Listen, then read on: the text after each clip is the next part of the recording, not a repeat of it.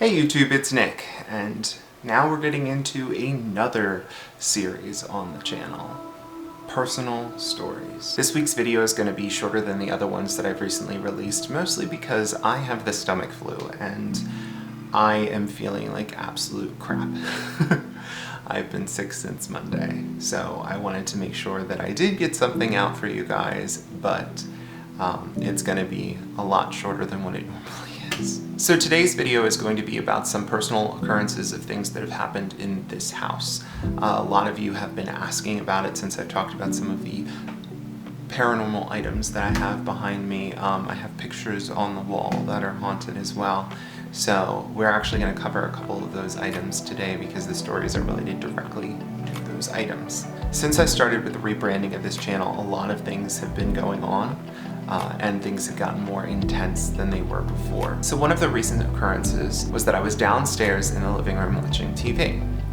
I heard a noise behind me. I thought it was just Dan because it was just him and I in the house, so I thought he came up behind me. And typically when I'm having a rough day or Dan is just trying to show a sign of affection, he takes his hand and he puts it and runs it through the back of my hair and does it a couple times. So I'm sitting on the sofa, I hear the noise behind me and I just think it's Dan. And I feel fingers go through my hair and I lean down thinking that another one's coming. But rather than feel fingers again go through my hair, there's nothing. So I immediately jerk up and go, what, no more? And when I look up and I say, what, no more? That's it? I hear a noise from the kitchen and the pantry closes and Dan's in the kitchen. So he's like, what do you mean? And I was like, you didn't just do that? And he's like, do what? And I was like, you didn't just put your hands through my hair. And he's like, no, I've been over here the whole time. So obviously something in the house is watching and knows exactly what to do when I am feeling specific ways and was doing that. So yeah, I got petted by a ghost apparently. And the other thing to note is Dan is extremely skeptical of the paranormal. Like when we go away and we go for ghost tours and stuff like in Gettysburg, he's going for the historical side of things. The entire time that we're doing it, he's like, ghosts. So, you know, he has become a lot more open to things since living with me and experiencing these things, but it took a while for him to come around to start thinking that these things could actually be happening. So another story is a little bit more intense. There are two specific items in my collection that involve water. There is a vase that's in the case there that involves water, and it involves it being used for specific, I don't want to say ceremonies or rituals or things like that, but it was used in order to help a medium better connect to spiritual entities. So I have that over there, and then that's locked safely in my case. I have this bear right here. And that bear's name is Eric. Well, not the bear itself, but the boy that owned the bear. So Eric has an interesting backstory. So Eric's backstory is basically the bear was owned by this little boy that absolutely adored it, and he was a foster child. He finally found a family that he really loved and that loved him, and they all went on vacation together. Now, Eric and his older foster brother and a couple of the other siblings got into this canoe and they went onto this little lake, pretty much, and there was a storm that approached. The brother couldn't paddle them back fast enough and the boat overturned.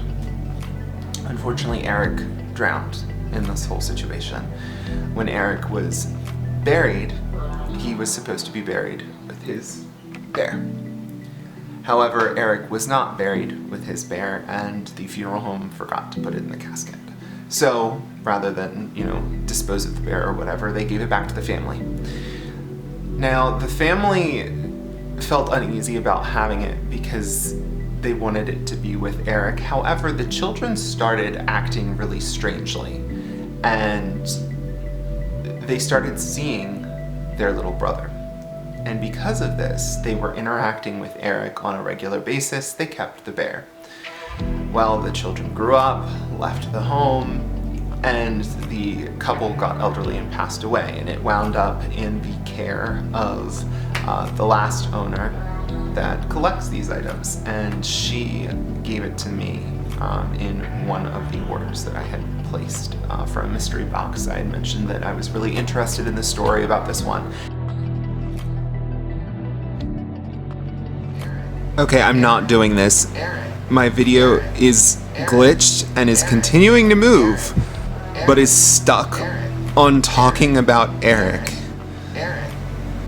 And basically, the thing that happened was I was in my bedroom and I heard like a sloshing noise, and my bedroom is right through the door over there. So this is a hallway in our upstairs. I heard this sloshing noise going back and forth, kind of like when you have a container full of water and you're walking with it, you can hear that noise.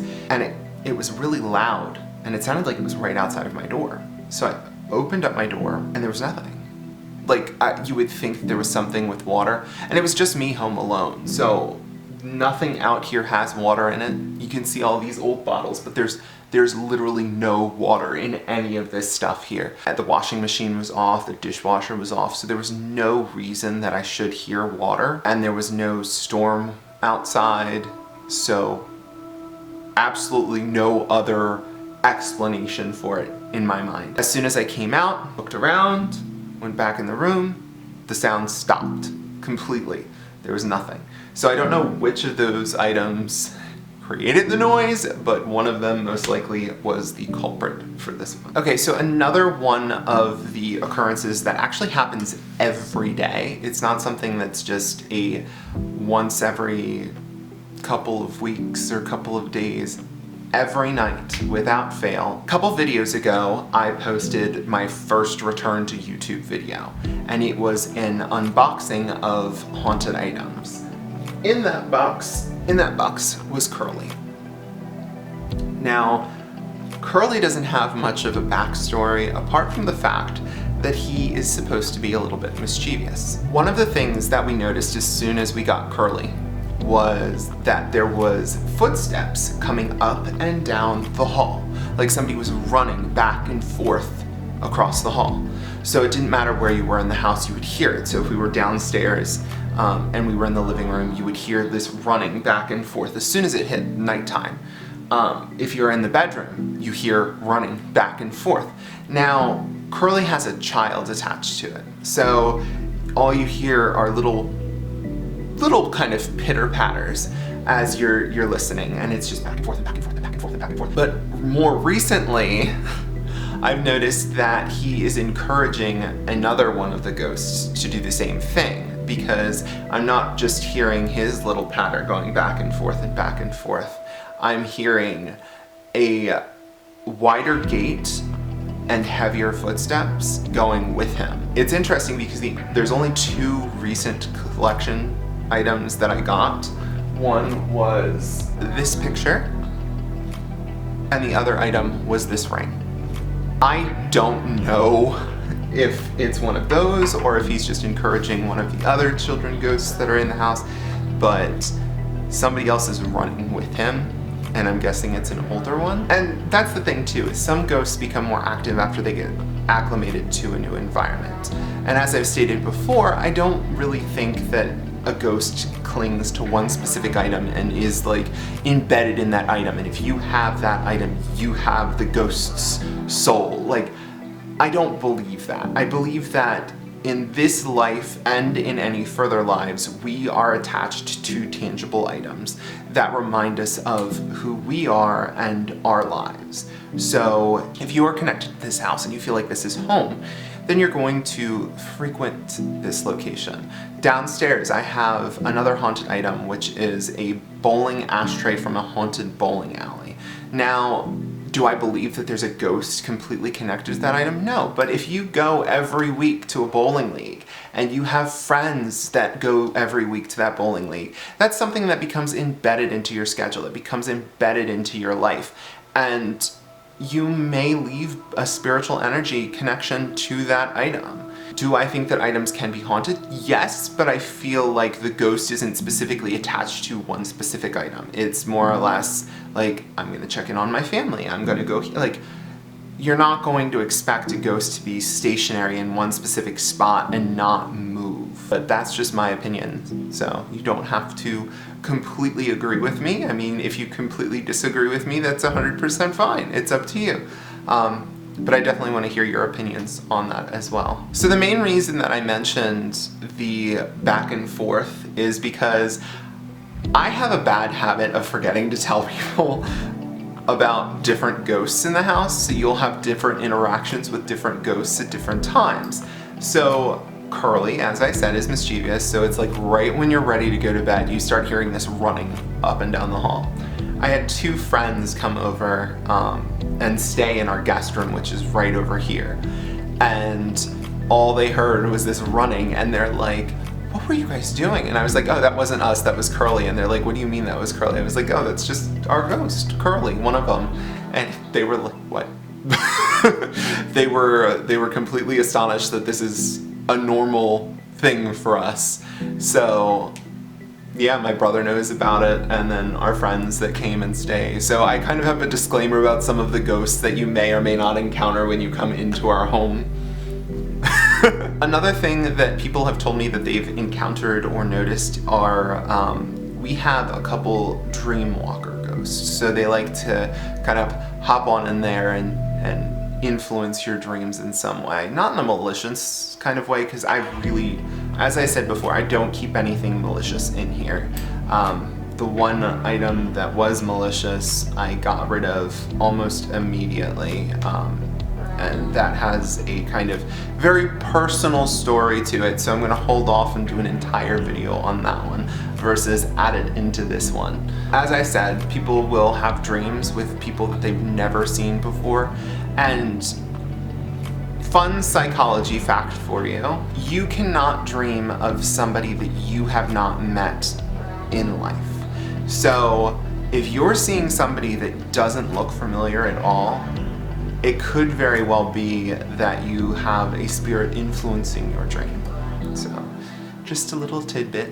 The other thing that some people notice when they come into our house are that various rooms will have different smells that aren't related to it. So like, we have different candles, but it'll be a scent that's not related to the candle. Like they'll smell somebody's perfume, or they'll smell a cigar, or something like that, and none of us smoke, none of us, wear perfume, because it's just Dan and I.